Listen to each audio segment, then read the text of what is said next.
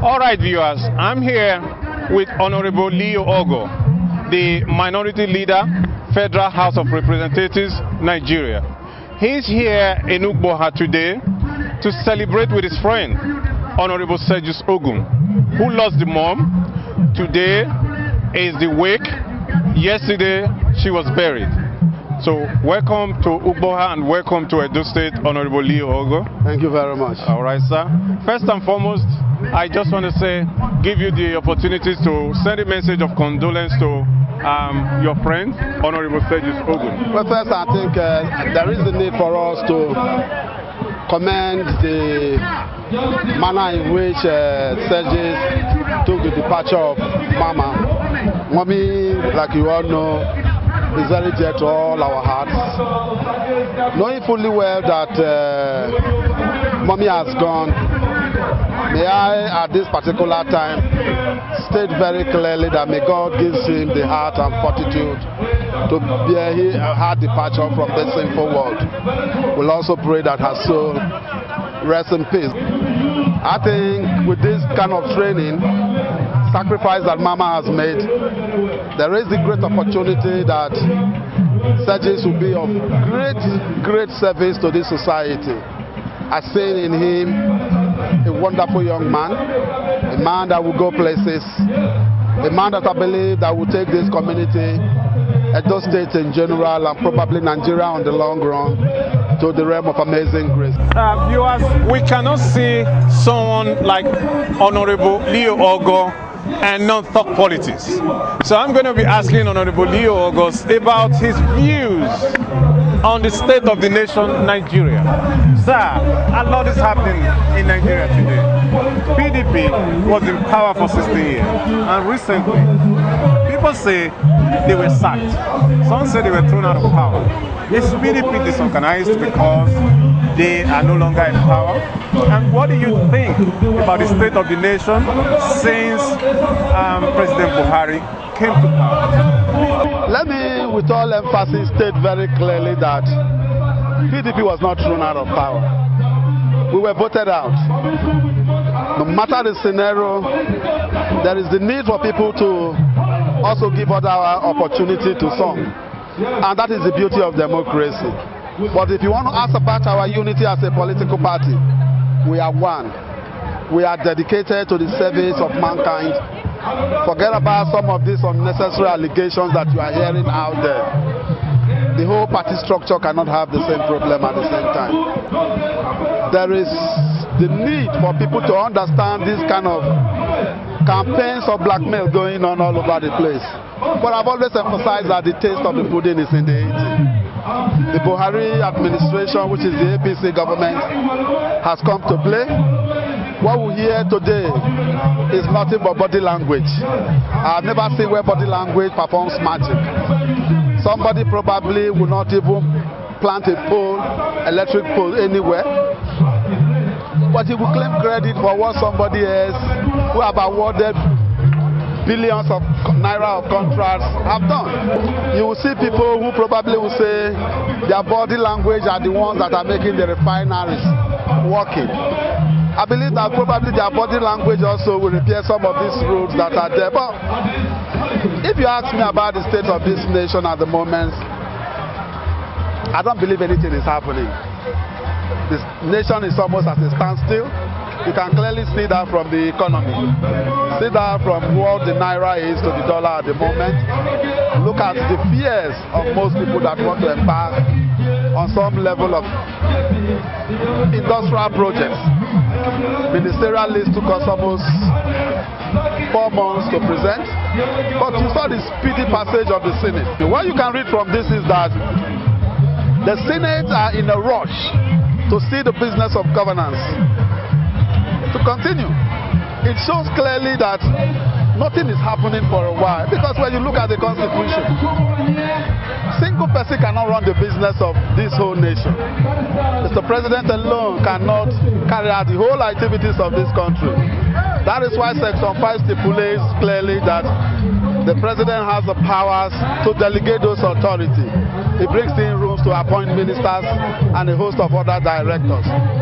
The economy has not moved. Now that the ministers are out, we expect to see the magic. What we are doing all along is probably paying salaries and nothing else.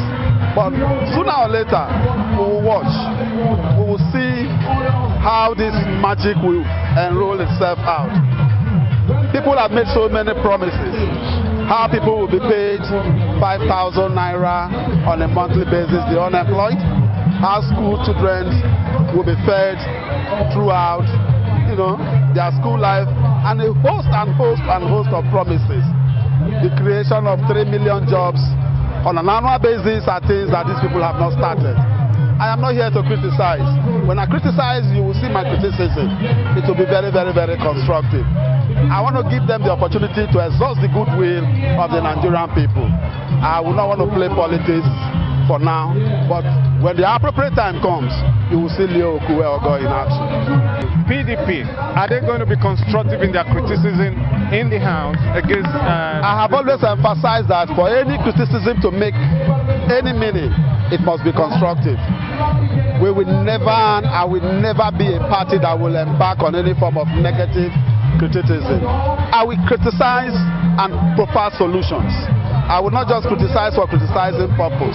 That is why I said, let them keep exhausting this goodwill. And after the appropriate time, we will make them realize that they are the one in government now. They are no more in opposition, so that they can drink from our wealth of experience. Is it why they were in opposition? They were not, but two wrongs doesn't make a right. You heard of what Lai Mohammed did, and people were even saying, well, there is something very similar to the name, but I don't want to go into all those nitty-gritty. We will teach them politics. We will teach them to tell Nigerian people nothing but the truth. And where there are challenges, we will mention it to the people. But we want to be a bit patient. Let them carry on this business to some extent. At the end of the day, we'll be able to take them one-on-one. And by 2019, the Nigerian people will make up their mind. And they themselves will have said, yes, no matter one or two challenges, we made some mistakes. Well, first, let me state with all emphasis that whether they complain or they don't complain, there is a need for them to understand one fundamental issue. The National Assembly is more like an arm of government that will resist any attempt of any external influence. As soon as your best friend sees that an attempt is coming from an external influence to influence whoever emerges as the speaker, no matter how good you are, he won't vote for you. That was what caused Gajabia Miller, the Speaker of the House. That was also what caused them in the Senate, the Senate President. You don't impose a candidate on the National Assembly. Allow these people to elect whoever they want to be their leader. The Constitution, under the provision of Section 60, has given them powers to make laws, or rather to set up their own guidelines in how they run their own operations. But where the National Assembly sends any iota of attempt from an external influence, they consider it an external aggression. And no matter how good the intent is, they resist it. That is what you see in the Senate. So, my advice is that it has nothing to do with either APC or PDP. It is a known fact which I have just sold to them. Next time, if they probably, which I know they might not have the majority anymore again anyway, but as a good lesson, if you want any candidate to emerge, please stay out of the National Assembly and allow men and women who have the capacity to be president of this Federal Republic of Nigeria to select who they want as their Senate President or the Speaker of the House of Representatives.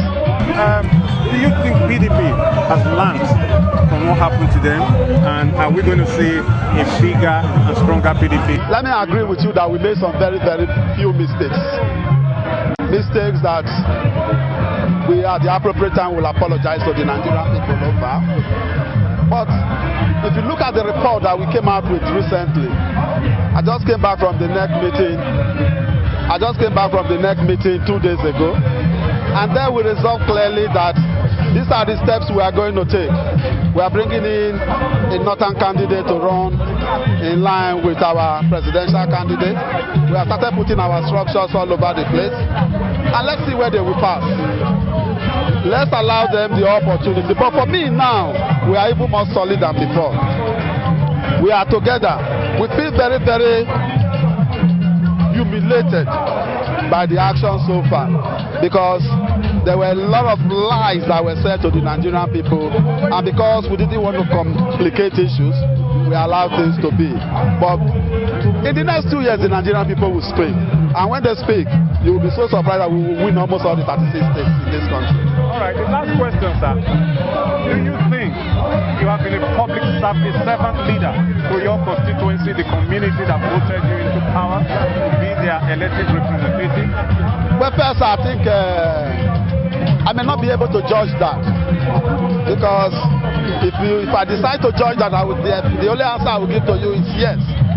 I believe this answer or this question should be answered by my constituents. But convincingly,